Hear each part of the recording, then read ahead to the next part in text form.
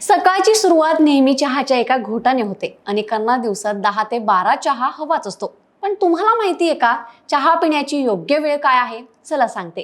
सामान्यपणे सकाळ आणि संध्याकाळ अशी चहा पिण्याची वेळ असते. मात्र सध्या बदलत्या जीवनशैलीमुळे किंवा आवडीमुळे अनेकांच्या चहा पिण्याची सवय आणि वेळ बदललेल्या आहेत. हेल्थ डायजेस्टच्या मते याचं गंभीर दुष्परिणाम होऊ शकतात. अनेकांना जेवणानंतर चहा पिण्याची सवय असते. यामुळे पचनक्रियेवर परिणाम होतो. तुम्ही खाल्लेल्या पदार्थांमधील आवश्यक पोषक घटक तुमच्या शरीराला मिळत नाहीत. तज्ज्ञांच्या मते जेवणानंतर किमान तासभर तरी चहा पिऊ नये. जेवणाआधी देखील तासभर चहा पिऊ नये. जेवणाआधी चहा प्यायल्यानं भूक मरते आणि आपण जेवत नाही, त्यामुळे शरीराला आवश्यक पोषक घटक मिळत नाहीत. चहामुळे तुम्ही खात असलेल्या खाद्यपदार्थांवरच नाही तर औषधांवरही परिणाम होतो. चहा प्यायल्यानं औषधांमधील घटकाचा शरीरावर परिणाम होत नाही, त्यामुळे औषधं ही पाणी किंवा दुधासोबतच घेणं योग्य आहे.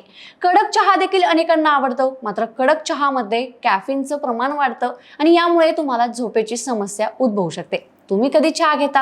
आम्हाला कमेंट करून नक्की सांगा आणि बखर लाईव्हला सबस्क्राईब नक्की करा.